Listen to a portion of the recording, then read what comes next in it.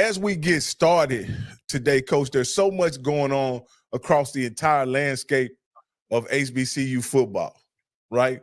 And when we talk about that, we really talking about coaching hires, coaching searches, coaching situations, and it's and at the top of that list is FAMU, and we have to bring in our FAMU correspondent, none other than Bishop Detective Coach Campbell, to give us a FAMU update on what's going on at FAMU up to this point. Last week when we left, Mr. Campbell, it was a lot of tumultuous situations going on.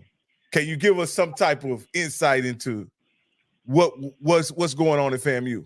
Well, first of all, I'm just happy that FAMU keeps being in the news, because that means I can keep coming back on every Tuesday night, So I don't know what I'm going to do on a Tuesday when FAMU finally gets their act together. So, I guess we'll just start right there. But, Coach, I appreciate you having me on. Rocky, once again, we're here on a Tuesday night. And once again, on another Tuesday night, FAMU still doesn't have a football coach. Well, we just let you know how important Florida A&M are. Different conferences have different teams that are powerhouses, and we consider Florida A&M as one of those schools. Well, Coach, Florida A&M has a proud history, as you well know, going back to Jake Gaither. It is one of those true blue blood programs that's been revitalized by Coach Simmons, who is now at Duke. And what we're trying to do is protect that legacy. That's what everybody from the alumni and fans and things like that. Because, Coach, as you know, when you got those big names of Grambling, Jackson State, FAMU, Southern, it just makes college football, HBCU football, better when they're good. Because those are the games that people want to see. Those are the games that across the week you can go look and circle your calendar saying, hey, who is FAMU playing? Oh, they're playing Alabama State. Who is Jackson State playing? Oh, they're playing Texas Southern. So you really want those, frontline schools to really be exciting and have a strong and again, good quality, football. So, Rocky, so what you saw on Sunday, basically, I guess we'll get right into it, is that we had the search committee meeting, because it wasn't a board of trustees meeting. I want to be very clear on that. And the search firm presented 5 of their candidates. And then from there, the search committee presented from those candidates. Then they selected who they thought they felt would be best for FAMU's football. Now, of course, people have heard the names. We're not going to talk about the names here because we just want to make sure we protect the integrity. But the names are out there and people know who they are. But one of the things that, once again, that's concerning about this, and as I talked to a person that runs a search firm, and the question is did FAMU really get their money worth for that? Because if you put up a portal, because I want to talk to people how a search firm really works, usually, especially on a higher level. Usually they have already helped select the coaches and things like that, but really, it really has to do with search firm having a relationship with agents. And they've already reached out and they say, hey, you're an agent, we have a relationship, we have this opening, is your guy interested? When I heard that 41 people allegedly applied for the job, we know 41 people are not qualified for that job. That's not possible. That's not possible. So the fact that you would even let that be inundated with 41 people and brag about that, that's not something to brag about, because, Coach, we kind of talked about that. You could narrow down who was qualified for this job just really quickly, honestly. And if you just be honest, Coach, I think we probably came up maybe 15 names max, and that was even a stretch, on that. So to brag that you said that you had 41 people applying for the job, to me, that means you didn't do your due diligence. Because what that also does is slow down the process, because then you have to say and look at it and things like that. So my concern with the search firm was, did they actually go out, talk to these people? Did they say, okay, I know who you are, I see your resume, based off the criteria that we're looking for, is this is what you want to do? And I don't think that really happened, because when you start looking at the names, and people know, look, Coach, me and you sat down, Scotty's been on the show, and Rocky could tell you this. Coach, me and you probably named 8 of the 10, honestly, on the last 2 shows. And they could have paid us that $30,000 or $40,000. Really? I mean, if that was the case, me and you could have did it for 10 apiece, man, and gave them some change back. Well, look, we might need this. That might be our next adventure. Well, Coach, I'll tell you what. The one thing I do, I got to connect with all the agents. And I'm talking about agents that know the coaches. I know, and the thing about it, and we're in that wheelhouse. I got a lot of friends that are coaches all over. That's why when I made phone calls, I was able to quickly identify 9 out of the 10 people just off of their resume because we had already talked about it. So again, if they want to pay somebody 34, because I tell you what, Coach, I know what me and you both can do. We can actually get the coaches on the phone. Yeah. I know we could do that. Well, that's what I was going to mention. What I know Coach is modest in this regard, but Coach pretty much brought guys on who were unemployed to come on this show who now have jobs. You know what I mean? To kind of showcase their ability to communicate in front of audience and things like that. Me being naive, I had no idea, some of the guys I was familiar with, some of the guys I wasn't, but what comes to mind is Coach Joseph.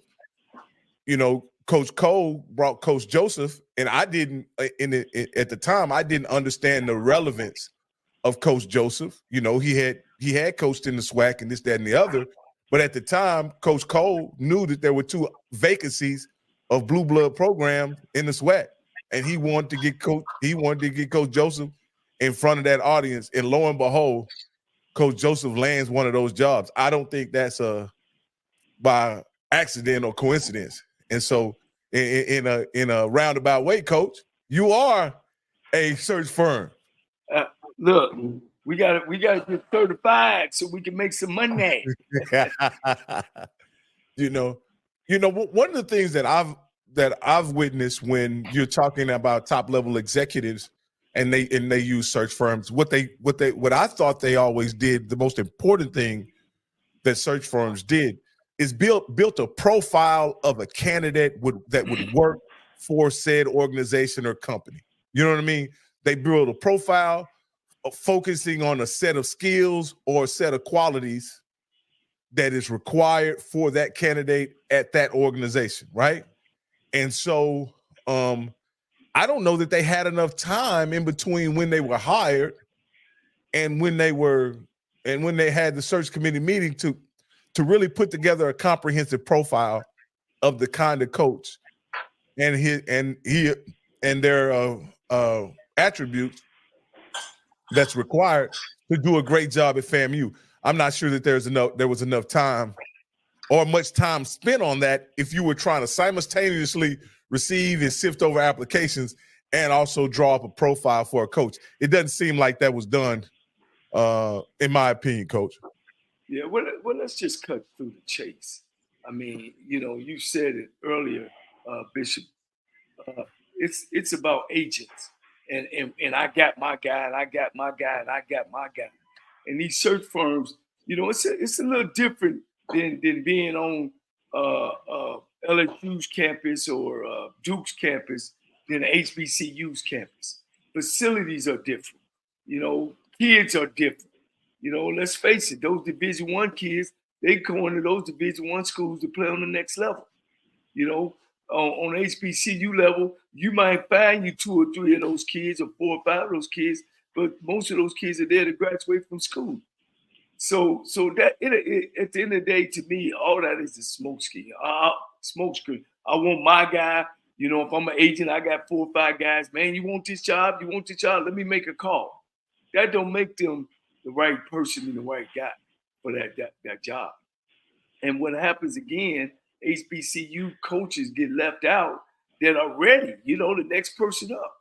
And so they get left out. And I've always said it, Rocky, only 75% of the coaches are losers. You got that 25%. And most of them got jobs. And you can tell a great coach. A great coach can bounce from school to school to school because he had that ingredient.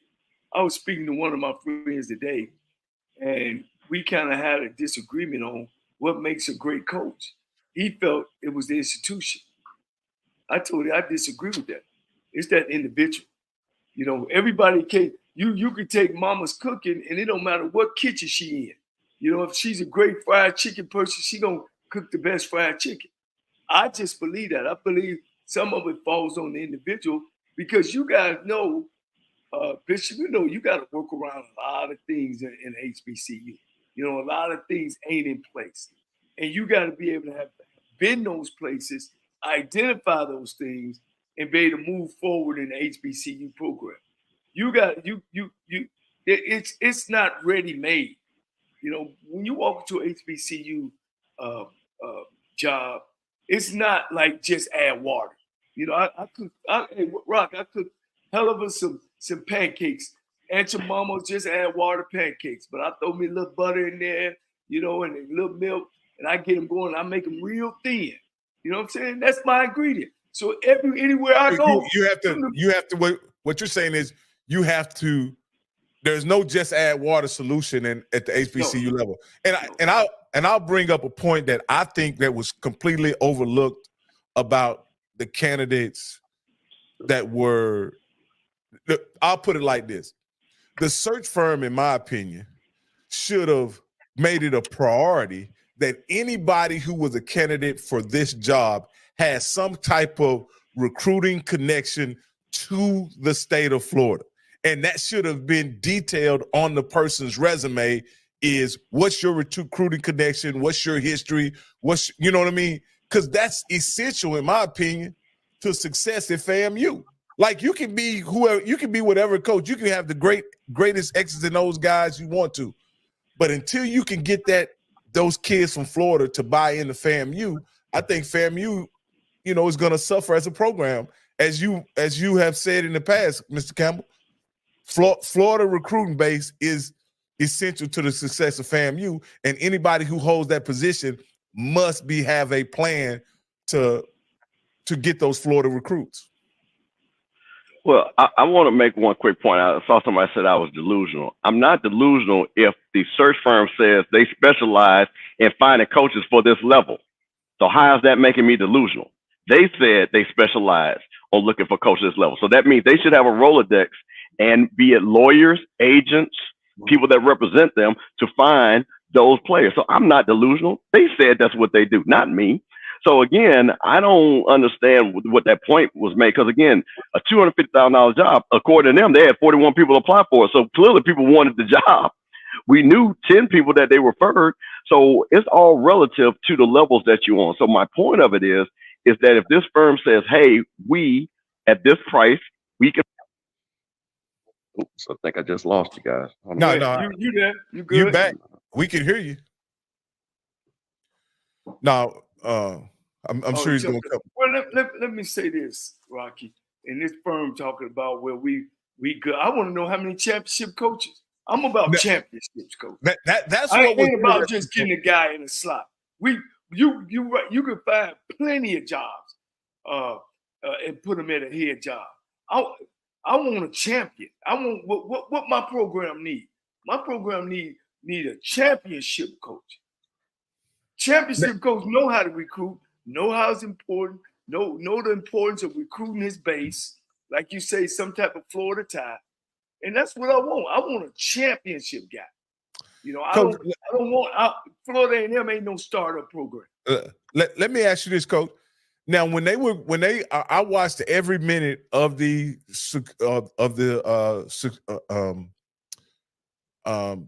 search committee meeting on Sunday.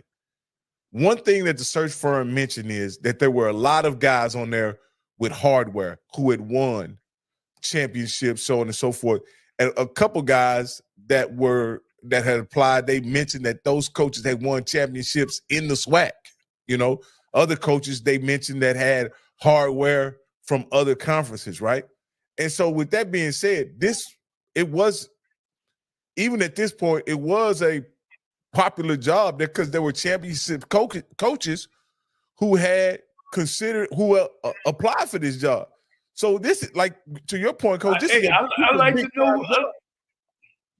I like to know who some of those coaches are, because most of the ones that won championships in the SWAC is on the shelf. Well, and they're available, right, Coach? Yes, sir. You know, yes, sir.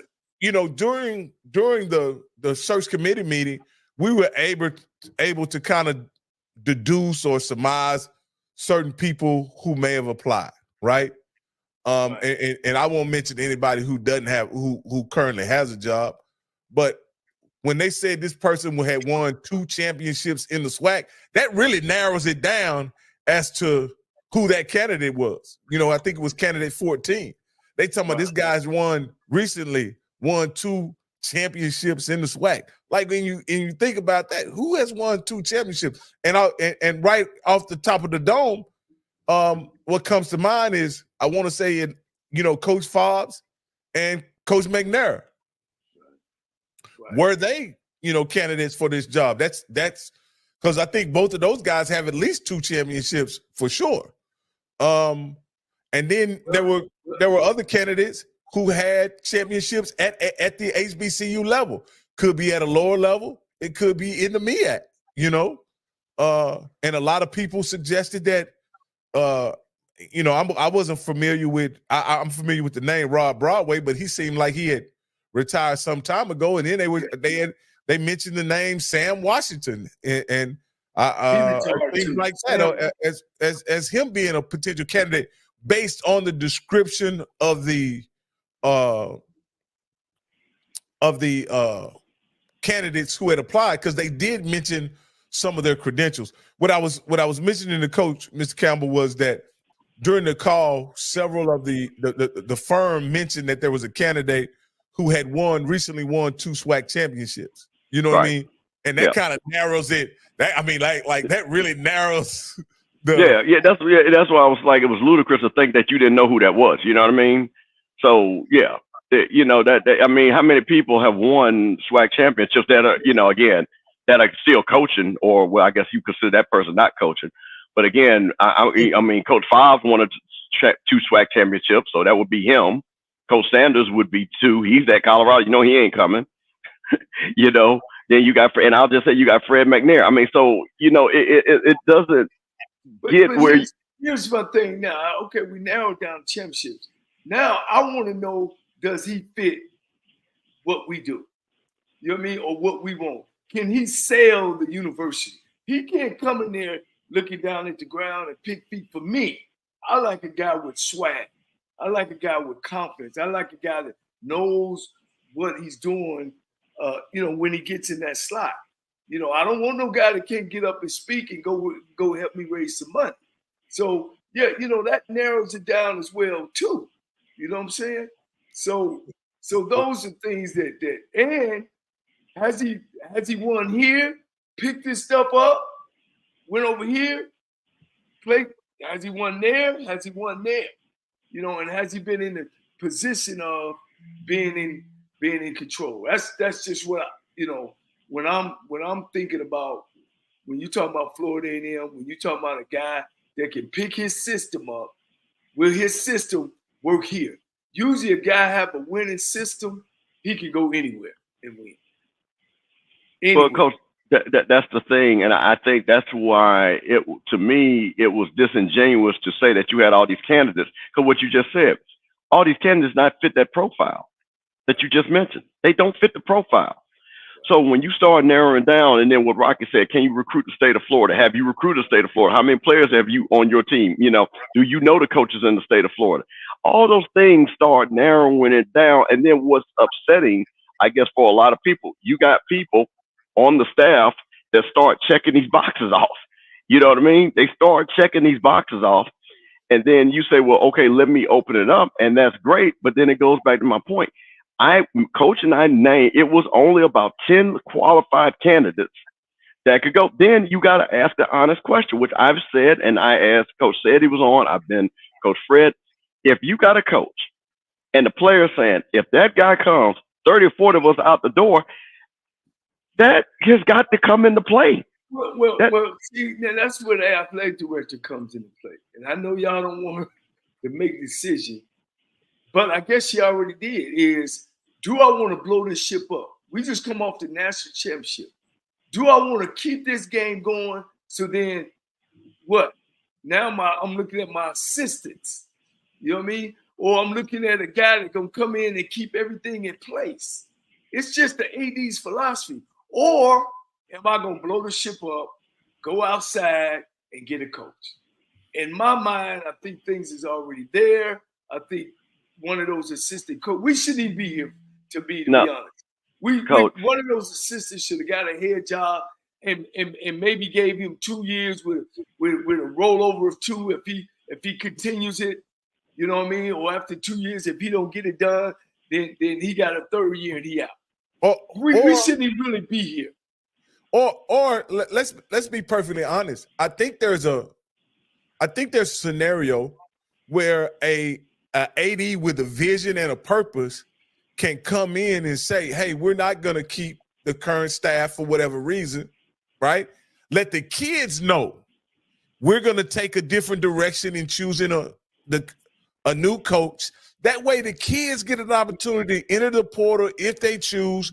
She can have a search where the FAMU alumni have an expectation of what's to come. And she can deal with that blowback out in the open. Out in the open. It doesn't have to give the idea that it's being done under the cover of darkness and she's trying to pull a fast one on the fan base. Because in my opinion, the fan base are her allies. She's going to need these people to show up each and every Saturday at Bragg Memorial Stadium. She's going to need these guys to travel to the SWAC MEAC Challenge. She's going to need these guys to travel to come out to the SWAC Championship. So these are her allies. They are in it together.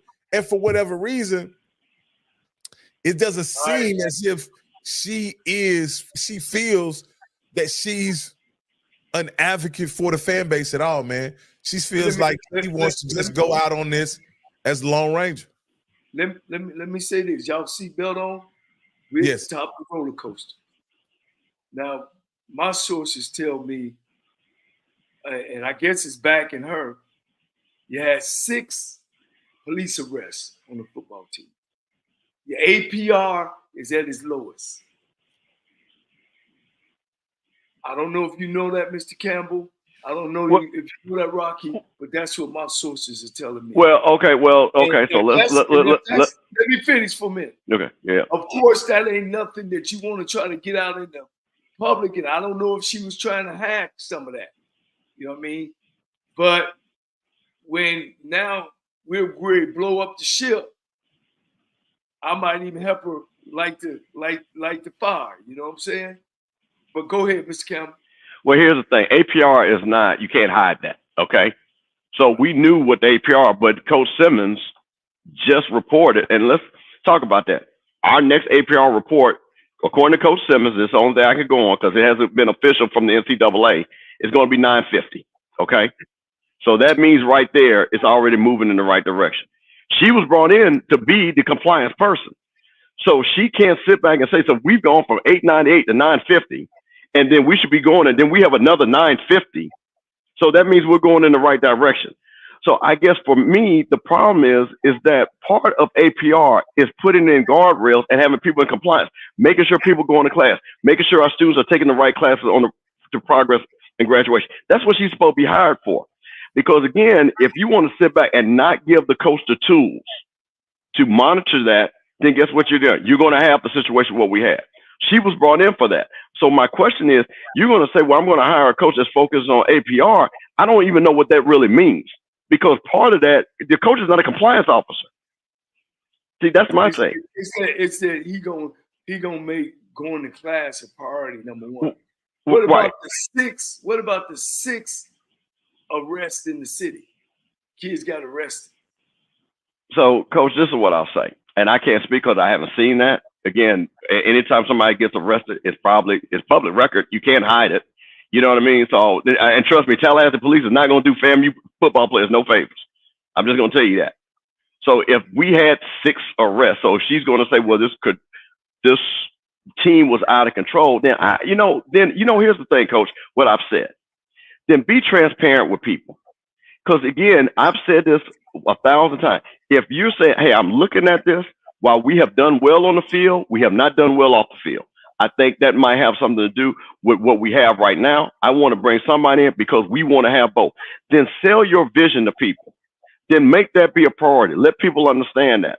But then once again, if you're saying, well, like you say, your sources and what you're saying, I say the APR is moving in the right direction. I don't know about the 6 arrests. Clearly, they're not felony arrests. Because clearly we didn't have 6 people that were off the team. You know what I mean?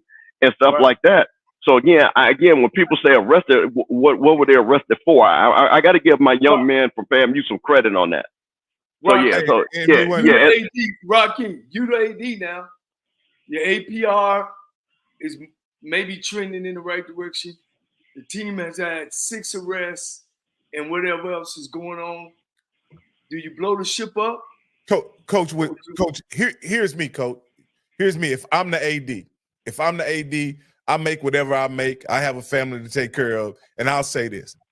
Whether it be Coach Colsey or Coach Roll, as long as they keep this train on the tracks, we're going to be all right with APR and we're going to be all right with those arrests, right?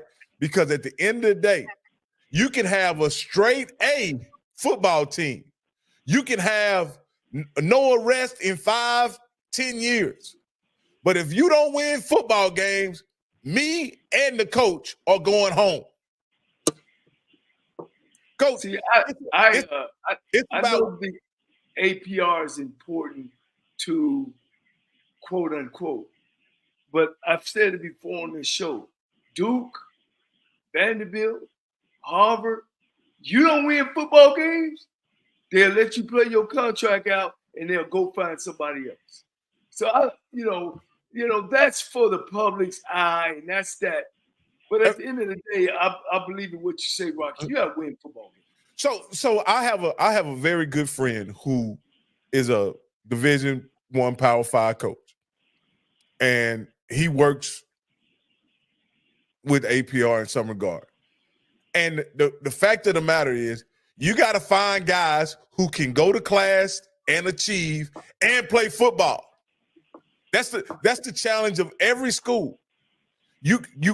Those are the players. Now, at those Power 5 schools, they have so much support staff, whether it be tutors, whether it be people who make sure that they attend class, make sure they log in online, make sure that they have weekly checkups. They have so much support staff that you actually got to be an imbecile if for some reason you're not making progress toward graduation. You're doing it on purpose.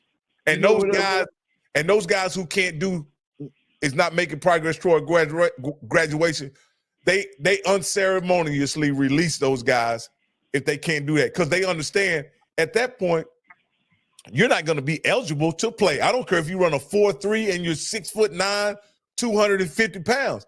You're not going to be eligible, so you're not going to be able to help us if you won't go to class and get your books and use the system that's put before you to stay eligible and stay on progress toward graduation. Let me tell you what else they do as well, because the school has got that understanding. They set a precedence that football is important. They go out and create curriculums, different curriculums for kids to go through. As long as you got your basics, park recreation degree, some administrative, some type degree. They got avenues because they understand that every kid that come to college is not coming to college to graduate from school. He's coming to college. Well, when we talk about athletes, he's coming to college to play football.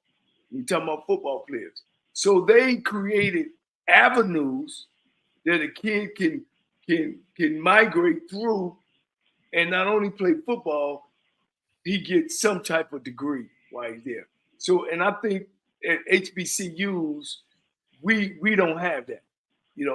We as blacks, for some reason, and I'm gonna say this, since 1936, when Jesse James went over to Germany and won the Olympics over there, athletics been the vehicle for black people, man, for years. Joe Louis, I hear my mother used to talk about Joe Louis. He was the leader. You know what I'm saying? Jesse, all the black leaders that came through. You were talking about Jesse Owens, Coach, but I know Jesse Owens and Jim Brown, and the greatest of all time, Muhammad Ali, Lou Alcindor. These guys were Bill Russell. These guys were our leaders, man. And most of those guys, when we grew up, y'all know, that was in office in politics, had graduated first from a black school, and number two, they were all athletes. Coach.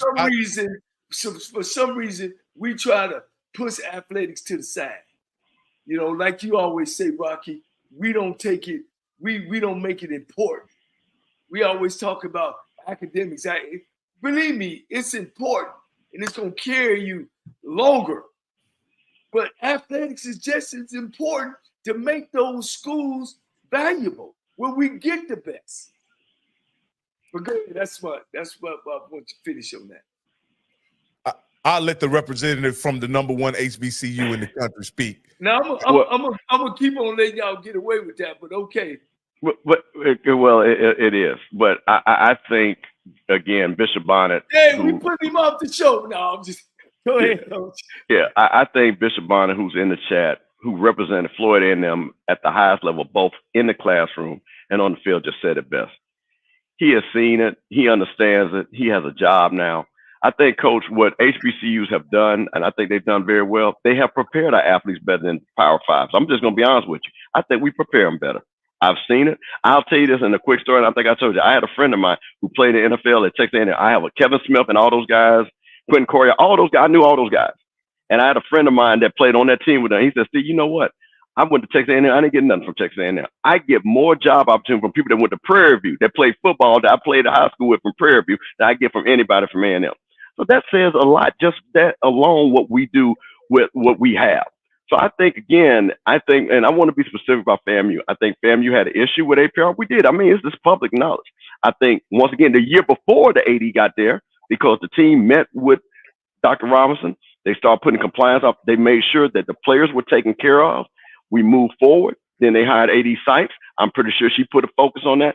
So I believe FAMU, once again, will achieve that goal. But I think we've always been able to produce football players that have always been not only great football players, but great citizens once they've left FAMU. And, you know, and I go ahead, Coach. Well, that's what HBCUs are made for. They're made for people like us to go to school where we feel comfortable.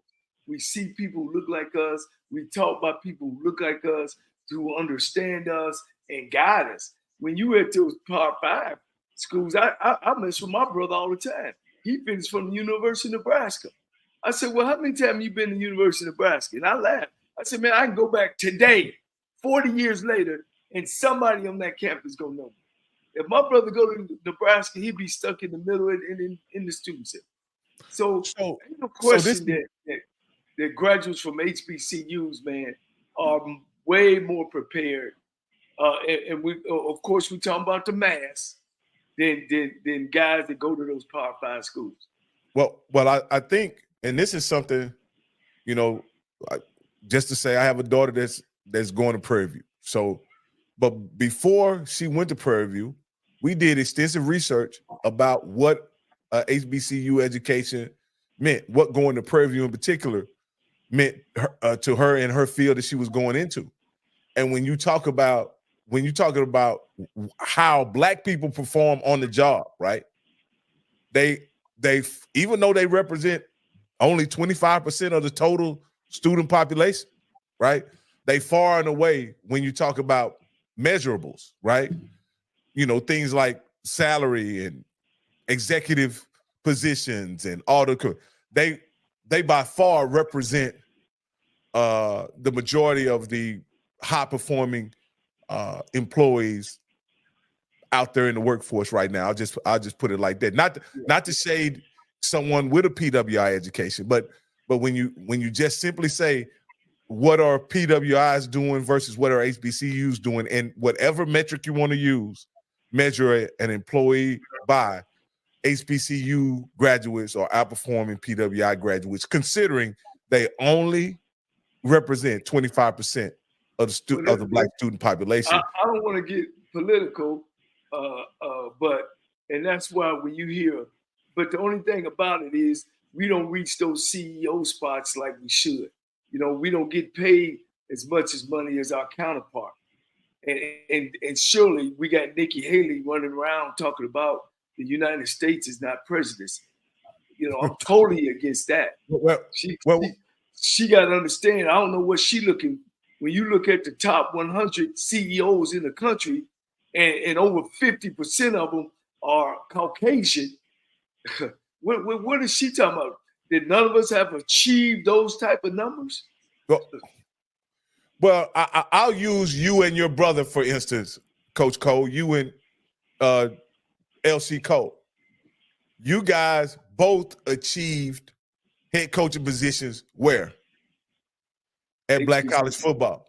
Yes. You understand what I'm saying? That's the only way we can go. By any other measure, you would think that LC Cole would have had an opportunity because he is a graduate of a PWI, that he would have an opportunity to possibly be a head coach at Nebraska or PWI. But he was, even with his PWI graduation degree, his level of success matched yours, right? And I think that's the case for a lot of people in the workforce. A PWI doesn't give you any advantage in the workforce, and HBCU graduates often perform at the same level or higher. When you talk about lawyers and doctors and people like that, and I know this is a little off sports, but I think it's very important. HBCUs are overrepresented in the Black doctors, Black attorneys, Black veterinarians.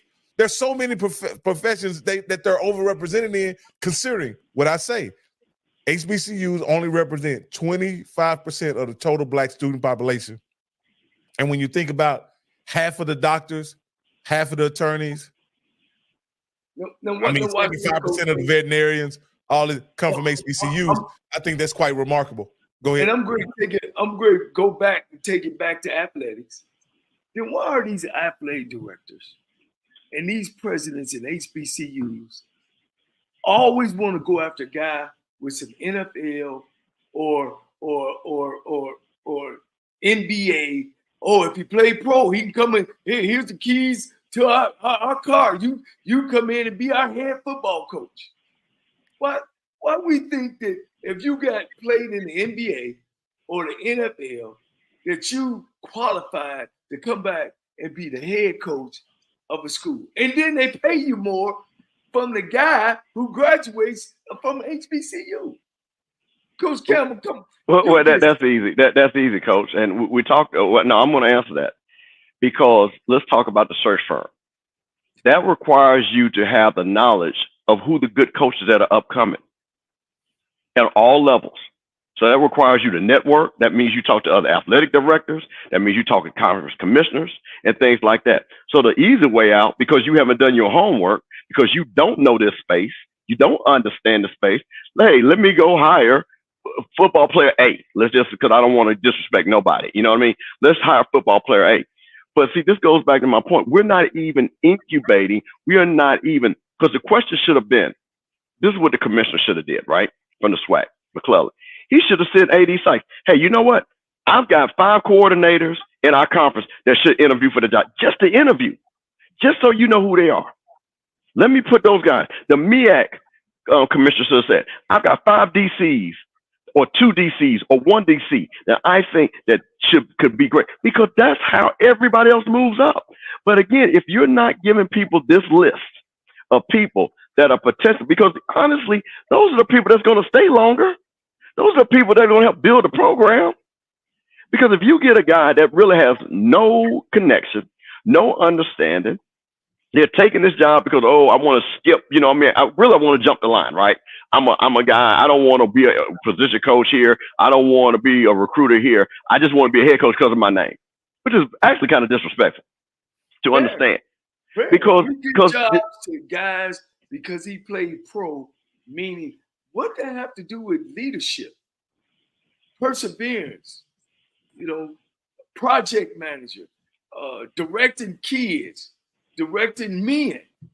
It has nothing to do with that. It's just that I was a great athlete and I played ball. And if you go back and look at all the numbers, all those guys have done a bad job at coaching. Like right now, school in Atlanta, they're actually going out trying to get some money raised to play to give an NFL guy their head job, and so he could pay his coaches as well. Now, I believe there's some this sentiment by EA is very interesting. I'll say that. He says because you're looked at as, I think he's talking about HBCUs, because you're looked at as a second class to those athletes, you should be happy I'm even considering coming. That starts in the home at an early age. Now, are HBCUs seen as less than in athletic circles? Well, that's the thing. You're proving the point. If you haven't been around it, right, and you don't understand, and you think you're doing me a favor, this was one of the things. And when I heard that Coach Sanders was going to be hired at Jackson State, I was excited. But the one thing that bothered me the most, that he wanted to act like it was a one-way street. It was a two-way street. Jackson State gave him as much as he gave to Jackson State. And then what happened, and Coach, you're going to understand this. We watched, and I have to use it as an example because I'm going to use it as an example. We watched him go to Colorado. And what we found out is that he wasn't like Coach Cole. He didn't know when to say on third down, do this, on fourth down, do that. He let other coaches do that. And you saw them fail time and time again in time down and distance situations because he hadn't been like Coach Cole, who had been in time down and distance situations. See, you can't fake coaching. It comes with experience. You have to know how to do these things, seeing these plays over and over again, being in these positions over and over again. So, no, you can play that game, but it's totally different when you've coached that game and coached it for, again, the work, go up those ladders and up those rungs. And that's when you see this struggle. Let me say this to EA. Put EA's deal back up there if you can. Okay, I will. I didn't play no NFL neither, and my brother played 1 year. It ain't got nothing to do with back in your home. I'll be PWIs and HBCUs, you know. So, no, it don't have nothing to do that. It has something to do with what you want to do in coaching, that you pick things up and you get knowledgeable of the game. It ain't about black or white. It ain't about NFL or NBA or ABCs. It's about a guy that wants to be a coach, have grew up in that realm, and have went out and learned the things. And other thing, I've been the Bill Walsh minority thing. I've been to Jimmy Johnson's school. I was chosen the 50 Excellence College deal. I've done 2 stints at the Dallas Cowboys. I've done 2 stints at the Chicago Bears. So no, it has nothing to do. The only thing when it comes down to have something to do with color is about they make more money and they have more opportunities. And we don't do our due diligence, like Bishop Campbell said earlier, about learning and getting in the realm of hiring people and being able to reach out to the people that can help you. That's what it got something to do with. I'm gonna keep it real with my next comment. But before I make my next comment, I want everybody in the description go down and make sure that you click our YouTube channel. I'll put myself and Coach Cole's social media information in the description.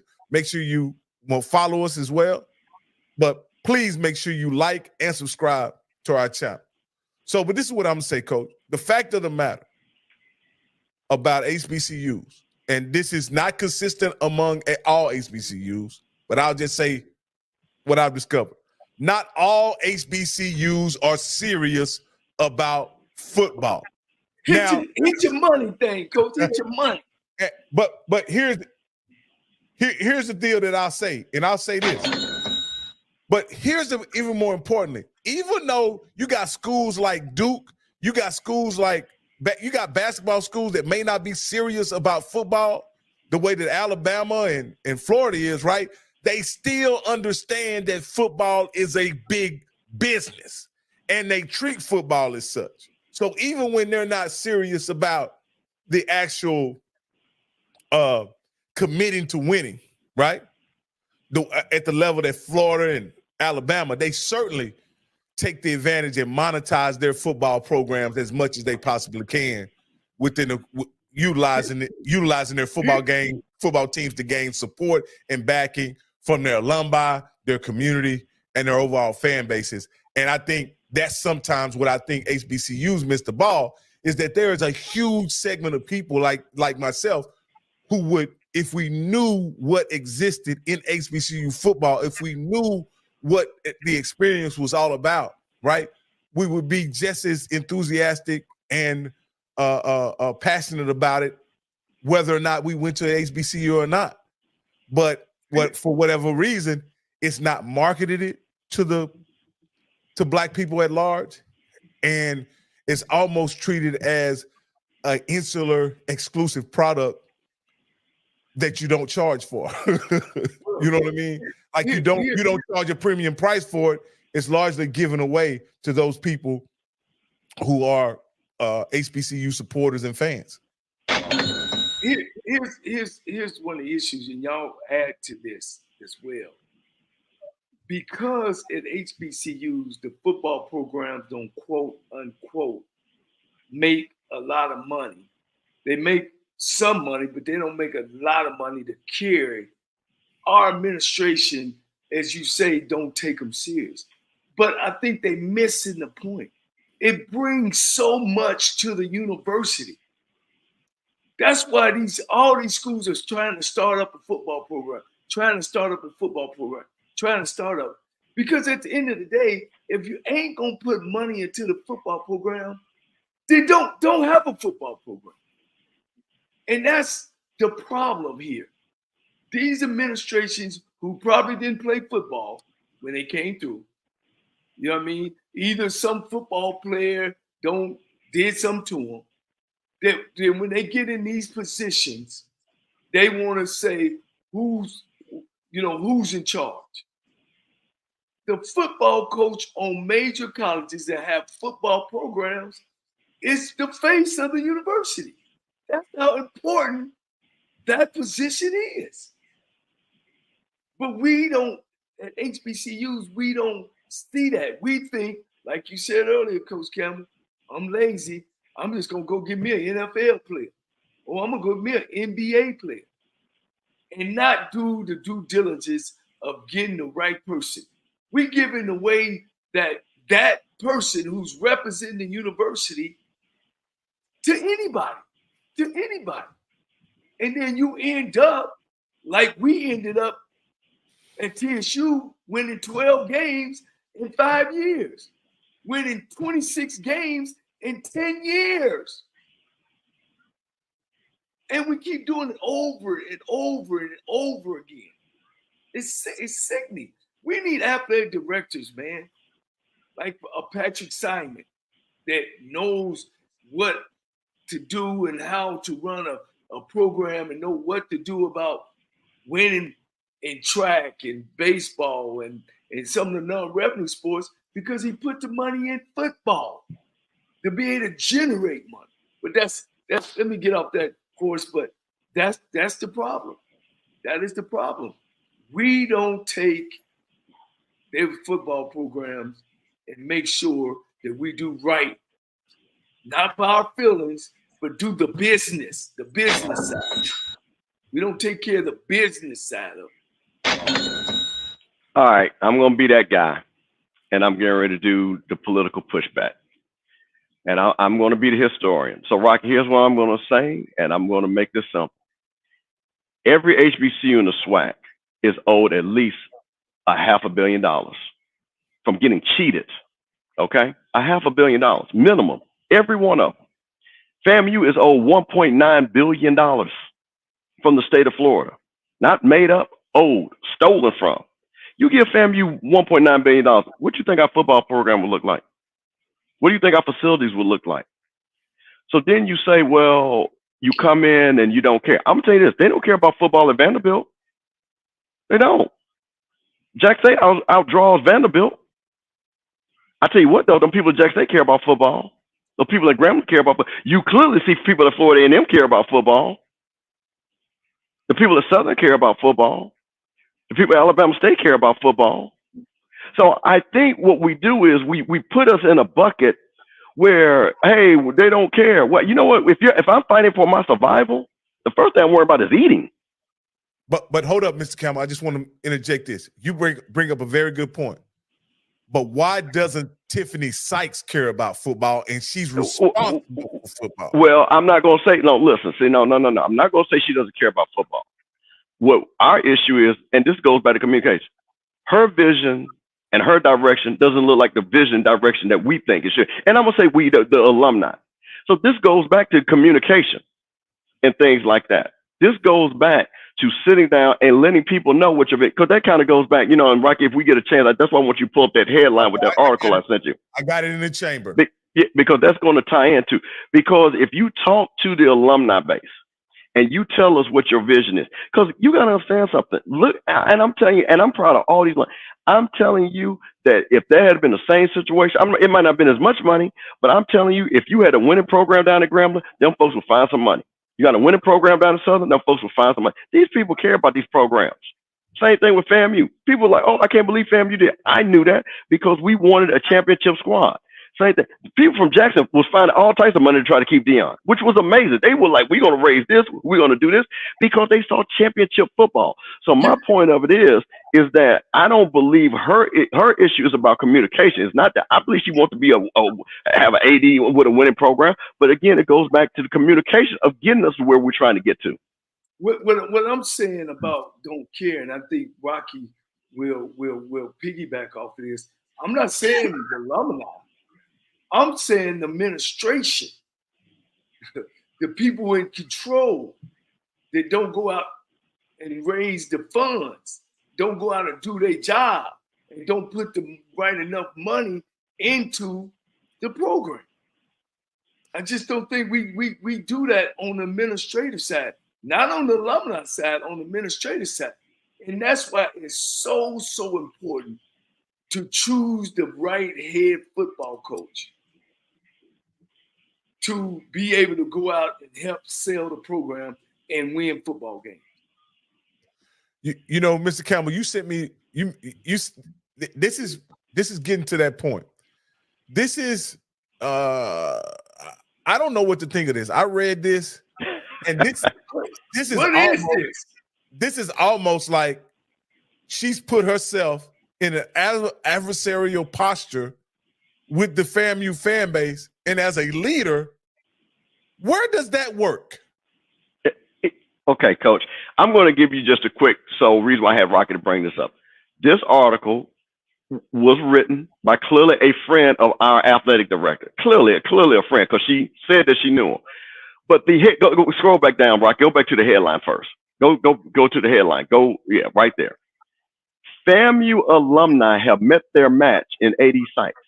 Right then and there, what are we in a boxing match? Yeah. We're supposed to be working so the headline already starts the problem. And then this was the thing that caught my eye. As she's writing this article, and she says, it is amazing how people can turn on you and things like that. And then she says, the way FAMU alumni boosters who have been kicking up, you would think 80 sites put a police uniform and shot an unarmed person of color in the back while running away. Hold on. Go back down, son. Go back down. Just right there. It says, first off, who to say that Division II coach can't be? Oh, okay. Yeah, well, but that's not an argument. That's not an argument. So she goes and makes this statement, and then turns around and goes and calls the alumni, and with bold letters, the old guard. And then she says the women also are the same with the old guard. So the level of disrespect that the AD knew she was writing this article. You knew she gave her these talking points. And you think this is the way to build camaraderie and to build a consensus? When you do a hit piece and say, you met our man. See, this is what you have to understand. This is what people have to understand. You got to watch what you say and what you do, because sometimes you got to learn when to be quiet. And for her to let her friend, because this was her friend to write this. This is what the AD thinks about the FAMU alumni base. So for you I just want to. You think she's behind this? So this is what it says. It says the athletic administration is still a man's world, and there are plenty of men, especially the old guard, who don't think women should be in charge of athletic departments. Heck, they don't think women should work in sports, period. But there's an ugly little secret.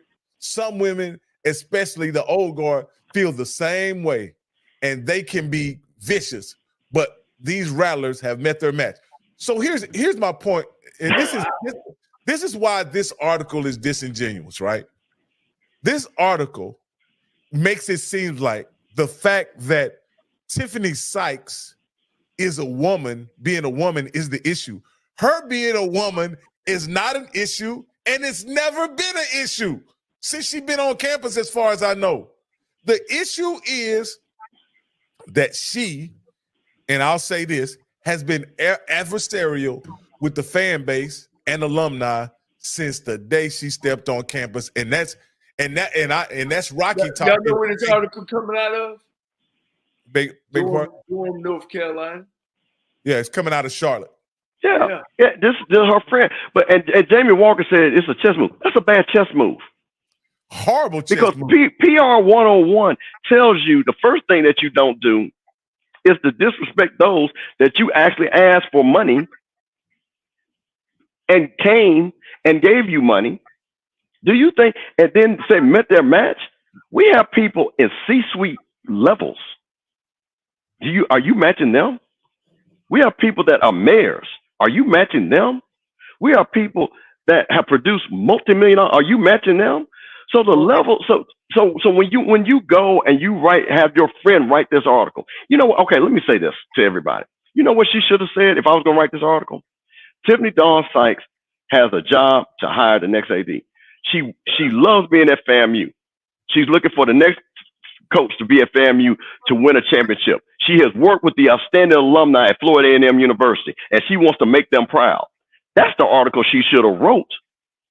That's the thing about it. You lean into the greatness of FAMU, not try to make it seem like it met their match. Because see, then what you have just done is, let me tell you something. When I got that article sent to me, yeah, I'm telling you, I had at least 100 people that I'm talking about C level and above saying, "Oh, really? Okay." And that is not what you're going to do. So when you let your friend, and this one is even more concerning, is you basically just told your friend to write that, and you gave Sybil Wilkes with what you need to know. Today is Friday, January 26, 2024. Yay. Number one, although most of the attention this week in entertainment was on who did not get nominated for Academy Awards, congratulations are being heaped on the nominees who don't always get their shine. Dramatic comedy, American Fiction received nominations in 5 different categories. Best Picture for the producer Cord Jefferson, Best Actor in a Leading Role Jeffrey Wright, Best Actor in a Supporting Role Sterling K. Brown, and Best Adapted Screenplay again to Cord Jefferson, and Best Original Score Laura Karpman. No black women were nominated in the leading actress category, but Danielle Brooks and Davine Joy Randolph were each nominated in the supporting actress division for their roles in The Color Purple and The Holdovers, respectively. Number 2. Vice President Kamala Harris unveiled plans for U.S. space exploration, aiming to land an international astronaut on the moon by the end of this decade. This mission is part of broader efforts to ensure the safety, security, and sovereignty of outer space in the ongoing new space race. To bolster international alliances, the Vice President announced initiatives such as expanding the Artemis Accords Coalition, appointing a U.S. science envoy for space, and forming partnerships to strengthen the next generation low Earth orbit national laboratory. Number 3, squamous cell carcinoma makes up nearly 90% of all head and neck cancers. This type of head and neck cancer typically includes cancers of the throat, the nasal cavity, sinuses, nose, mouth, and larynx, or the voice box. The 2 main ways you can decrease your own risk of developing this type of head and neck cancer are by avoiding products that contain alcohol or tobacco and protecting yourself from HPV infection. Number 4. O'Shea Sibley, a black gay man murdered at a Brooklyn gas station, has been honored with his first dance home through a $20,000 scholarship for boys who need tuition, transportation, and dance attire. Sibley was killed at a Brooklyn gas station after a group of men confronted him and his friends who were playing Beyonce and voguing, according to the New York Times. While hate crimes have risen since last year, queer and trans people are among the communities who have seen the sharpest increase in bias-motivated violence, according to the FBI. Number 5, Erica Gillespie, founder of the black woman-owned brand Feisty Spices, is making it her business to help consumers ramp up their cooking game and wants them to be healthy in the process. Inspired by her grandmother's Southern Alabama cooking and the family's cultural roots from Ghana, the Atlanta-born entrepreneur launched Feisty Spices in 2020, and just 5 short months later, Gillespie received her first $30,000 purchase order to bring her product to store shelves. Gillespie believes in using healthy ingredients to combat health issues like heart disease, diabetes, and high blood pressure. Several of her products are low sodium, keto friendly, and contain no MSG. All right. Here's your daily inspiration from Yogi's Jewels. Life is a series of choices. Let's all choose to be happy today. You got it. I'm Sybil Wilkes. Be informed, be empowered.